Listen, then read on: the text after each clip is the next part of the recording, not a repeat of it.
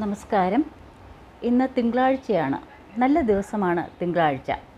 ശുഭകരമായ ദിവസം, പരമശിവ പാർവതിമാരുടെ ദിവസം, അതായത് അമ്മ അപ്പന്മാരുടെ ദിവസമാണ് തിങ്കളാഴ്ച. ഈ ദിവസം എല്ലാ മംഗളകാര്യത്തിനു വേണ്ടിയും നമുക്ക് ശിവസ്തുതി നല്ലതാണ്. ശിവൻ്റെ ക്ഷേത്രത്തിൻ്റെ വിഗ്രഹത്തിൻ്റെ തൊട്ടുപുറകെ, ഇപ്പോൾ ശ്രീകണ്ഠേശ്വരത്തെ പോലെയുള്ള വിഗ്രഹത്തിൻ്റെ തൊട്ടുപുറകെ ചുവരിന് പുറകിലായിട്ട് വിളക്കുണ്ടാകും. ആ വിളക്കിൽ നെയ്യ് ഒഴിച്ച് കത്തിക്കുകയാണെങ്കിൽ വളരെ മംഗളകരമായൊരു കാര്യമാണ്. അതുപോലെ തന്നെ വില്ലുപത്രം അല്ലെങ്കിൽ കൂളത്തില ശിവന് സമർപ്പിക്കുന്നതും, തുമ്പപ്പൂ, ഇപ്പം തുമ്പച്ചീര അല്ലെങ്കിൽ തുമ്പപ്പൂ എന്ന് പറയുന്ന ഒരിടത്തും കാണാനില്ല, എക്സ്റ്റെൻഡ് ആയിട്ടുകൊണ്ടിരിക്കുന്ന വർഗ്ഗമാണ്. എങ്കിൽ പോലും ആ തുമ്പപ്പൂ കൊണ്ടൊരു മാല കെട്ടി ഭഗവാന് ചാർത്തിയാലും, അതുപോലെ തന്നെ ചില പ്രത്യേക പുഷ്പങ്ങൾ ഭഗവാൻ മന്ദാരം പോലെയുള്ള പുഷ്പങ്ങൾ ഇഷ്ടമാണ്, അവ ചാർത്തിയാലും വളരെ നല്ലതാണ്. ഈ ദിവസമാണ് വിവാഹത്തിന് വേണ്ടി, മംഗളത്തിന് വേണ്ടി കന്യകമാർ വ്രതം ആചരിക്കുന്നതും, അതുപോലെ തന്നെ നീണ്ടു നിൽക്കേണ്ട സംതൃപ്തമായ ദാമ്പത്യ ജീവിതത്തിന് വേണ്ടി സ്ത്രീകൾ തിങ്കളാഴ്ച വ്രതം ആചരിക്കുന്നത്. നല്ലൊരു ദിവസമാകട്ടെ ഇന്ന് എല്ലാവർക്കും.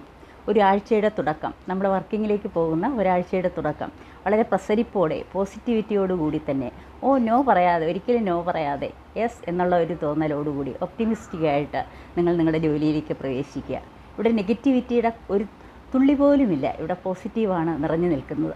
ഈ പോസിറ്റീവ് എനർജിയോടെ ആക്റ്റീവായിട്ട് വേണം നിങ്ങൾ ജോലിയിലേക്ക് പോകാനായിട്ട്, കാലെടുത്ത് ഓഫീസിലേക്ക് വയ്ക്കാൻ. നമസ്കാരം പ്രിയപ്പെട്ടവരെ. നമ്മൾ രാഹുൽ മാങ്കൂട്ടത്തിൻ്റെ കേസ് കേട്ടു. ഇവിടെ ശരിക്കുമുള്ള ഇര രാഹുലല്ലേ? രാഹുൽ മാങ്കൂട്ടത്തിലല്ലേ ഇവിടുത്തെ ഇര? സുന്ദരനായ ഒരു യുവാവ്, അയാൾ രാഷ്ട്രീയത്തിൽ നല്ല ഭാവിയുണ്ട്, ഒരുപക്ഷെ മന്ത്രിയായി ആവാം, അല്ലെങ്കിൽ MP ആവാം. അയാളുടെ ഭാര്യാപദം മോഹിച്ച് ഒരു സ്ത്രീ പുറകെ പോകുന്നു. അതും വിവാഹിതയാണെന്ന് അറിയപ്പെടുന്ന ഒരു സ്ത്രീ. അവരുടെ വിവാഹമോചനം കഴിഞ്ഞു എന്നൊന്നും അറിയില്ല, വിവാഹിതയാണെന്നാണ് പൊതുവെ അറിയപ്പെടുന്നത്. വളരെ ഒരു സ്ത്രീ പോകുന്നു. ആ സ്ത്രീ പോയിട്ട് അയാൾ ഒരു പ്രാവശ്യം അവളെ വിളിച്ചുകൊണ്ട് പോയി ഉപദ്രവിച്ചു, റേപ്പ് ചെയ്തു എന്ന് പറയുന്നു. അത് കഴിഞ്ഞിട്ട് വീണ്ടും അയാളുടെ ഫ്ലാറ്റിലേക്ക് പോകുന്നു റേപ്പ് ചെയ്യപ്പെടാനായിട്ട്. റേപ്പ് എന്ന് പറയുന്ന വളരെയധികം പെയിൻഫുള്ളായിട്ടുള്ള ഒരു അവസ്ഥയാണ്. ആ റേപ്പിന് ഇരയായിട്ടുള്ള ഒരു സ്ത്രീ ഒരിക്കലും വീണ്ടും റേപ്പ് ചെയ്യപ്പെടാനായിട്ട് പോകില്ല, ഒരു ജീവവർഗത്തിലും പോകില്ല. പക്ഷേ ഈ സ്ത്രീ അവിടെ വീണ്ടും അയാൾ റേപ്പ് ചെയ്യട്ടെ എന്ന് പറഞ്ഞ് പോകുന്നു. മൂന്നാമത്തെ പ്രാവശ്യവും അയാൾ റേപ്പ് ചെയ്യാനായിട്ട് പോകുന്നു.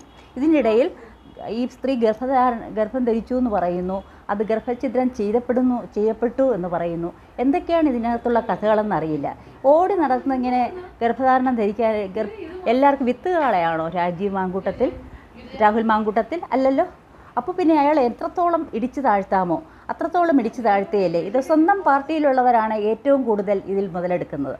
അത് കഴിഞ്ഞിട്ടായിരിക്കാം നമ്മുടെ CPM അതിൽ മുതലെടുക്കാൻ തുടങ്ങിയത്. നേരെ ആ സ്ത്രീ ചെന്ന് മുഖ്യമന്ത്രിക്കാണ് പരാതി കൊടുക്കുന്നത്. അതാണോ ന്യായം? പോലീസിലല്ലേ ആദ്യം കൊടുക്കേണ്ടത്? FIR അല്ലേ ചെയ്യേണ്ടത്? നേരെ മുഖ്യമന്ത്രിയുടെ അവിടെ ചെന്നിട്ട് പരാതി കൊടുക്കുന്നു. മുഖ്യമന്ത്രി രാഹുലിനെ അറസ്റ്റ് ചെയ്യാനായിട്ട് പോലീസിനെ അറിയിക്കുകയും ചെയ്യുന്നു. ഇപ്പോൾ അദ്ദേഹത്തിൻ്റെ ഫോൺ സ്വിച്ച് ഓഫ് ആണെന്ന് പറയുന്നു, കാണുന്നില്ല. അവിടുത്തെ